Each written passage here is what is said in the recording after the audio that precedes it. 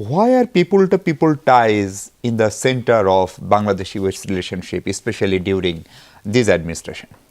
Well, people-to-people ties are the foundation of any relationship. We have to understand each other, we have to know each other to be able to advance the relationship further. You know, I've got a long history working on Bangladesh, but I'm still learning new things about Bangladesh every day.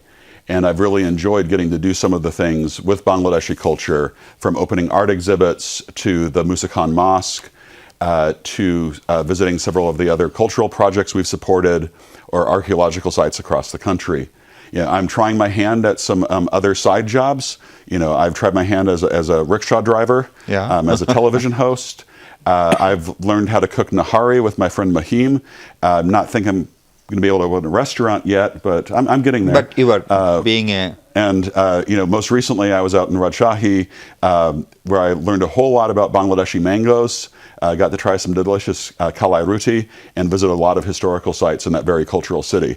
So it's a lot of fun for me to get to understand Bangladesh better, get out, meet more of the people, see the country, and help bring both discussion of the United States to more people, but also learn more about Bangladesh. Okay. The United States is one of the Bangladesh's most important export destination, especially for ready-made garments. And you know, the importance of ready-made garments in our national economy is huge.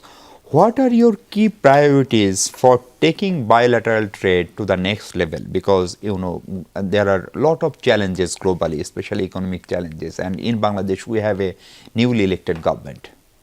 Thank you for that very important question. You know, commercial diplomacy is one of my top priorities. Yeah. It was outlined in President Trump's letter to the Prime Minister back in February, and it's something that I'm working very hard on with my team every single day. You know, for the U.S. trade policy right now, President Trump has had consistent views on trade for pretty much his entire life. President Trump believes that trade should be free, fair, and reciprocal. Countries that sell to one another should also buy from one another. It just makes sense. Bangladesh, as you've mentioned, is the United States is the largest market for Bangladesh's ready-made garments. Bangladesh exports a lot to the United States.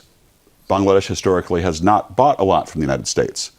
That's not a sustainable reciprocal relationship. If you multiply that by the entire world, where's the United States going to have the money to buy things from everybody else? So we need to focus on trade that's free, fair, and reciprocal. Bangladesh exports a lot to the United States. Bangladesh should buy more from the United States.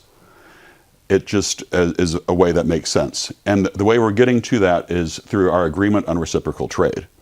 Bangladesh was one of the early countries to sign a trade agreement with the United States in this administration to guarantee market access, to guarantee a tariff rate for Bangladesh that's very competitive, to guarantee several other advantages. The trade agreement, the ART, is a bet on the future of Bangladesh. The ART outlines a series of steps both countries will take to ensure that free, fair, and reciprocal trade. Everything from removing tariff and non-tariff barriers to reforms that are very much in line with the current government, the BNP's 31-point plan, transparent customs, labor reforms, other things that Bangladesh needs to take its economy to the next level. So we have a trade agreement that's a foundation for a new economic relationship, and one I'm really excited about because I'm here to bet on the future of Bangladesh. So your target is to expand the business in two ways. Exactly. Right? Okay. You have already talked about the reciprocal trade agreement, RTA, ART, and many people here in Bangladesh criticize it and they thought it was unfair. And how do you address that perception? No, thanks. That's a really important question. And there's a lot of misinformation out there about the ART. Most people I talk to, especially the critics, haven't even read the agreement. So we need people to actually understand what's in it. The ART commits Bangladesh and the United States to take steps to secure that free, fair, and reciprocal trade. There are a number of commitments that Bangladesh is making in the agreement, things like transparency in customs, labor reforms, fair market access, removing barriers to investment.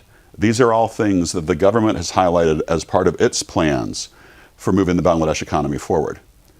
I'm not going to lie to you, Bangladesh is not an easy place to do business. It's been very hard for foreign investors to do business here for many years.